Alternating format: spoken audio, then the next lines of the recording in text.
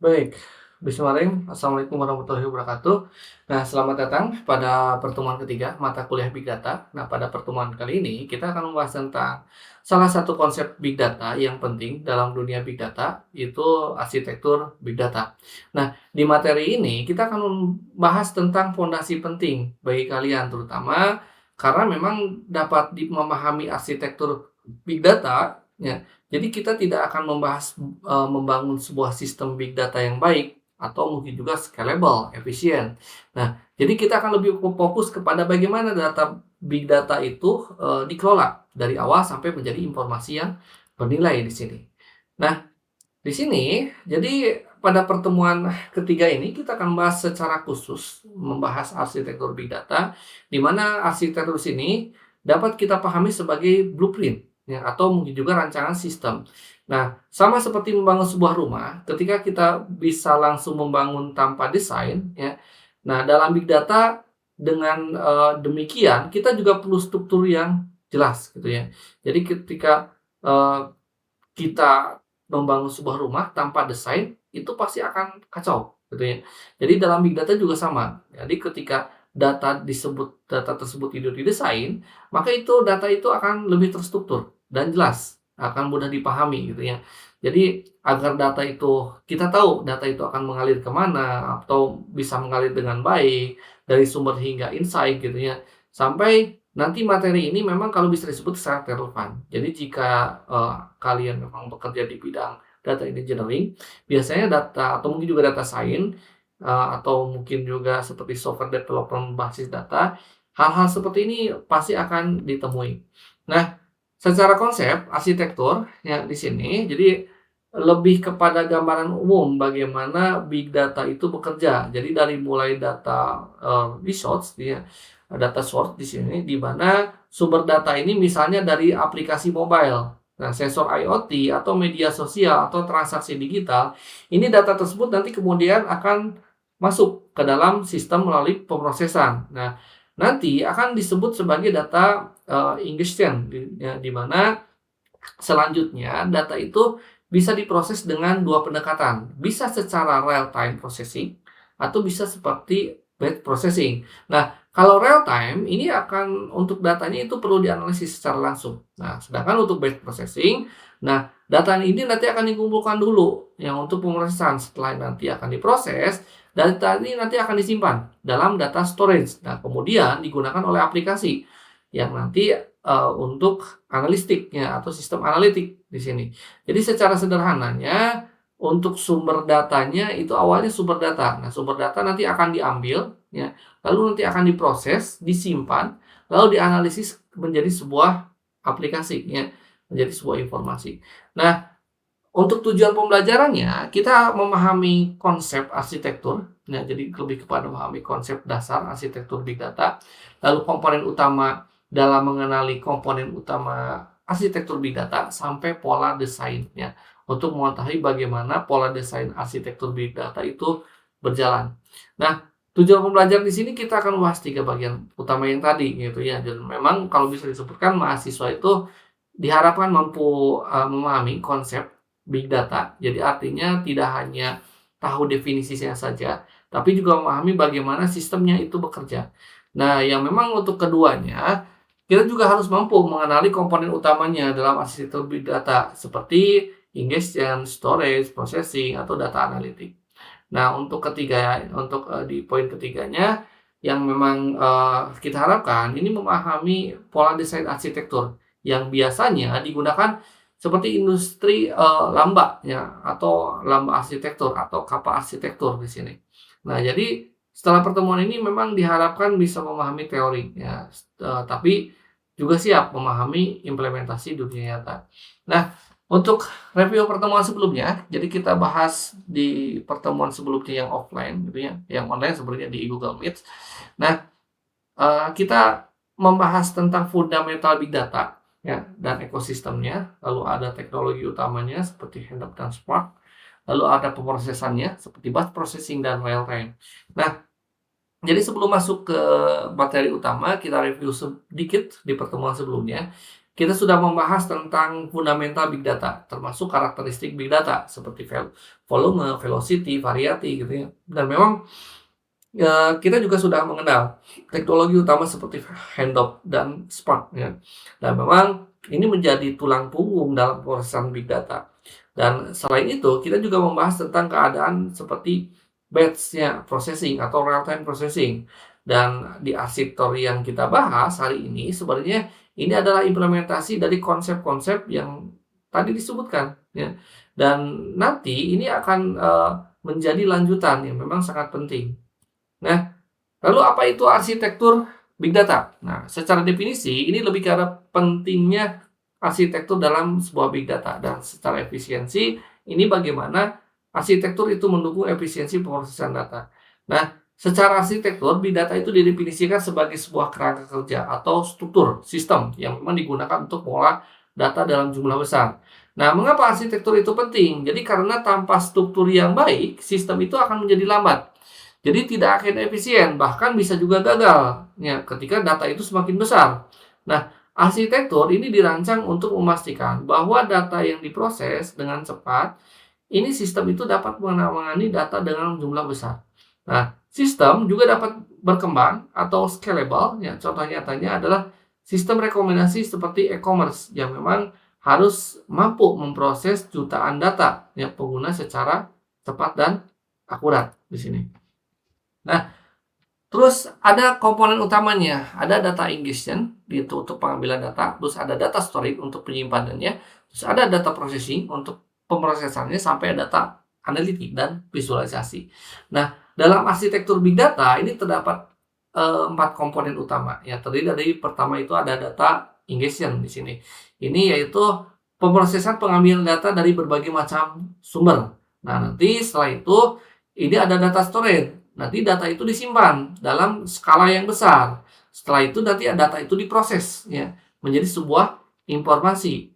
Nah, ketika sudah jadi informasi, data itu akan dianalitik, divisualisasikan terhadap analisis dan penyajian agar mudah dipahami.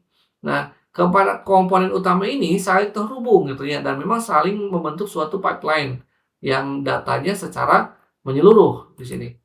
Nah, lalu bagaimana layer arsitektur big data? Yang pertama ada data source layer, lalu ini sebagai sumber data media, terus ada data ingestion layer, yang ini untuk contoh seperti Kafka, Flam, Scope, ya. Terus ada data storage layer, HDFS, NoSQL, data lake di sini. Terus ada data processing layer seperti Hadoop, Spark, Flink, gitu. Dan ada data analitik dan BI atau Power BI layer di sini. Contohnya seperti Tableau, Power BI atau Python.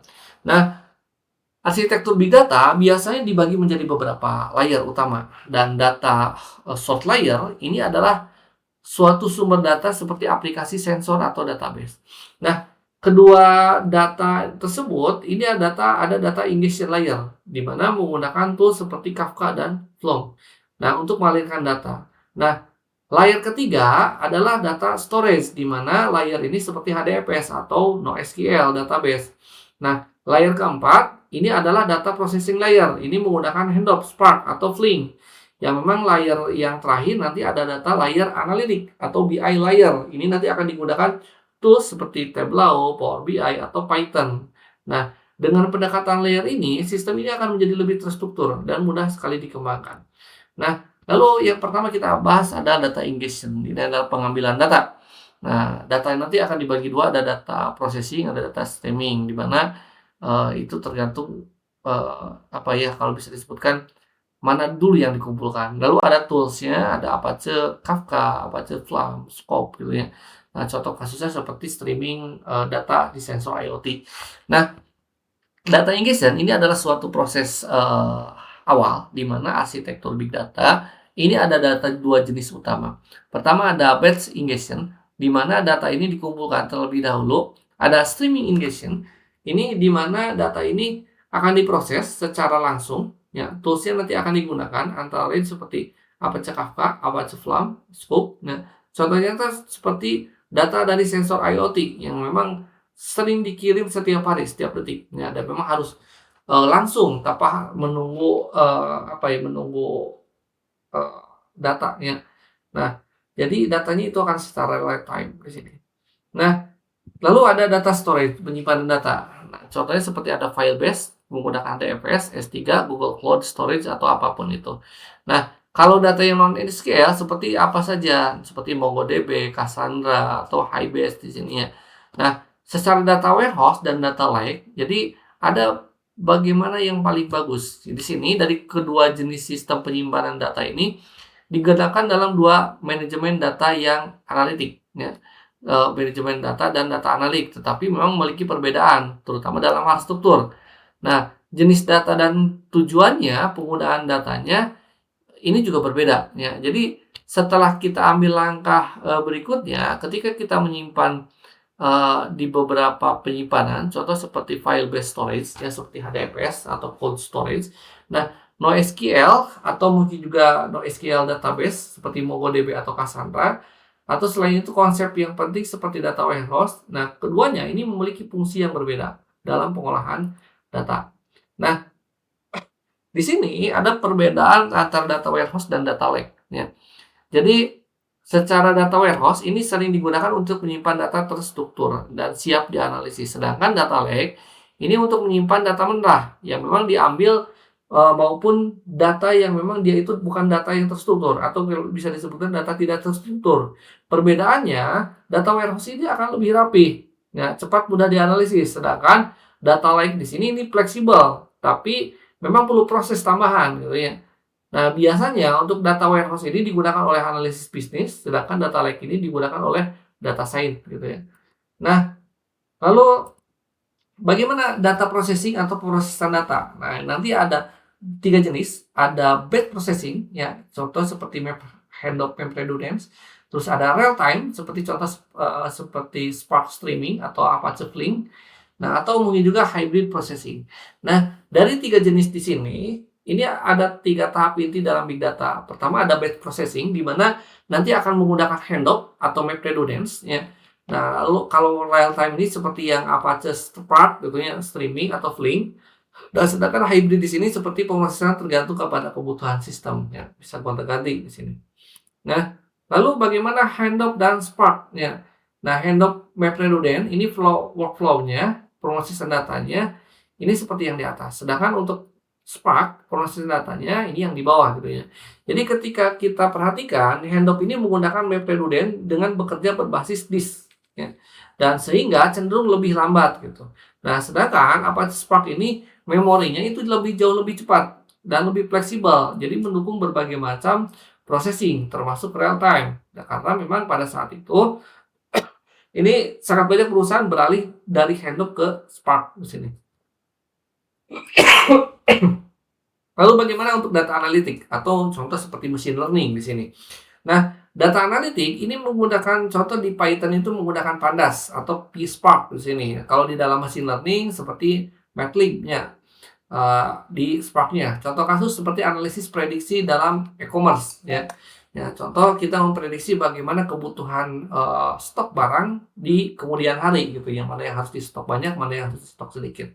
Nah, setelah data itu diproses, tahap berikutnya nanti akan dianalisis ya menggunakan Pandas atau PySpark di sini. Nanti data ini ya itu akan dianalisis. Nah, sedangkan untuk Matlab ini adalah lebih kepada machine learning-nya. Contohnya seperti penggunaan prediksi penggunaan pembelian produk ya atau sistem rekomendasi produk tergantung dari sistem pencariannya gitu di media sosial. Nanti akan ada rekomendasi iklan yang sama. Nah, lalu secara visualisasi di sini ini ada tiga jenis, ada Tableau, Power BI, dan Matplotlib ya. Di mana ketiga alat populer ini untuk visualisasi data, tapi masing-masing memiliki pendekatan dan fitur tujuan yang berbeda. Nah, ini kita bahas ya untuk mengenai perbedaannya. Nah, jadi secara garis besar untuk Tableau di sini ini lebih kepada alat bisnis intelijen ya atau BI di sini, di mana sangat komersial untuk data-data visualisasi interaktif. Nah, fungsi utamanya ini membuat dashboard interaktif ya dan laporan dari berbagai macam sumber. Nah, kelebihannya Tableau ini tampilan visualnya ini interaktif dan mudah dan menarik gitu ya. Terus mudah juga digunakan ya, terutama untuk fitur drag and drop ya. Mendukung juga koneksi ke berbagai macam banyak data, entah itu Excel, SQL, Google Sheet atau yang lainnya. Juga memiliki ekosistem produk seperti Tableau Server atau Tableau Public di sini. Kekurangannya berbayar gitu ya, dan biayanya lisensinya cukup mahal. Nah, untuk kustomisasinya, visualisasinya ini juga terbatas dibandingkan dengan coding yang manual. Nah, cocoknya untuk apa saja kalau Tableau ini? Ini cocok untuk analisis big data dashboard untuk korporat ya, dan visualisasi interaktif tingkat lanjut di sini ya. Lalu kita bahas Power BI di sini. Nah, untuk Power BI ini adalah alat bisnis intelligence oleh Microsoft di mana fitur utamanya itu untuk membuat laporan dashboard interaktif dan analitik data. Kelebihannya Power BI ini adalah integrasinya kuat dengan produk Microsoft, contohnya seperti Excel, Microsoft Azure, SQL Server dan yang lainnya. Nah, biayanya juga lebih terjangkau dibanding Tableau gitu ya, dan mudah digunakan untuk pemula dengan fitur drag and drop di sini. Juga mendukung visualisasi secara real time. Kekurangannya, kustomisasinya lebih terbatas dibandingkan yang lain dan lebih kompleks juga ya, karena Microsoft ini sudah tahu itu beda Microsoft dengan Linux katanya. Jadi sangat terbatas sekali ketika kita pengen kustomisasi. Nah, beberapa fitur lanjutan juga menemukan lisensi yang premium gitu ya. Nah, cocoknya digunakan untuk apa saja di sini. Jadi cocoknya kalau digunakan untuk ekosistem Microsoft dan laporan bisnis internal gitu ya. Nah, lalu ada Matplotlib di sini. Matplotlib, di mana Matplotlib ini adalah library open source, terutama kalau saya sering digunakan di Python ya karena untuk visualisasi data. Nah, fungsi utamanya ini membuat visualisasi data statistik yang custom menggunakan kode Python. Kelebihannya ini lebih fleksibel, sangat mudah kustomisasi ya dari berbagai macam kode dan dapat juga membuat berbagai macam grafik hingga yang sederhana sampai yang kompleks. Dan yang pasti itu gratis ya, karena open source juga gitu. Nah, cocok untuk integrasi dengan library seperti Python, NumPy, atau SciPy, atau Pandas, atau yang lainnya gitu ya. Mungkin import-import yang lainnya, integrasi yang lainnya di Python di sana. Kekurangannya memang tidak interaktif secara default dan memang memerlukan pemahaman khususnya bahasa pemrograman Python. Nah, membuat visualisasi juga kompleks yang biasanya memakan waktu yang lebih lama. Nah, cocoknya untuk digunakan untuk apa saja yang ini? Nah, kalau untuk Python di sini, Matplotlib di sini digunakan cocok untuk data scientist atau engineer atau akademisi yang memang dibutuhkan untuk visualisasi data yang custom. Nah, dan terintegrasi dalam pipeline analitik di sini. Nah, lalu ini ada tabelnya, ya. Jadi ada tabel Tableau, Power BI, dan Matplotlib. Nah, secara jenisnya interaktif, kemudahan pakai, biaya, kustomisasi, integrasi sampai penggunaan.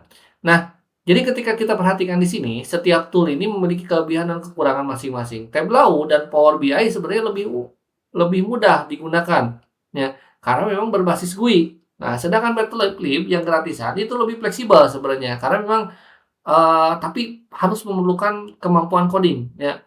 Nah, memilih tools yang eee, untuk analitik di sini ini sebenarnya tergantung kebutuhan. Apakah kebutuhannya untuk bisnis ya, maka cocok Power BI atau Tableau ya. Kalau data science maka cocok untuk menggunakan Python di sini. Nah, lalu di sini jadi pola-pola arsitektur. Nah, pertama ada Lambda ya, Lambda ini adalah batch dan real time ya, hybrid di sini.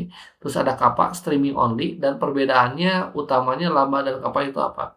Nah, pada bagian ini sebenarnya kita mulai masuk ke pola mesin desain arsitektur. Jadi pola ini digunakan untuk merancang sistem big data yang memang secara efisien, scalable, reliable ya.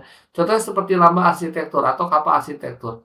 Nah, pola ini banyak sekali digunakan seperti di beberapa perusahaan besar. Nah, digunakan seperti di Google, Netflix, Amazon, atau yang lainnya. Nah, jadi Lambda arsitektur ini adalah sebuah arsitektur desain sistem big data yang memang dirancang untuk pemrosesan data dalam jumlah besar.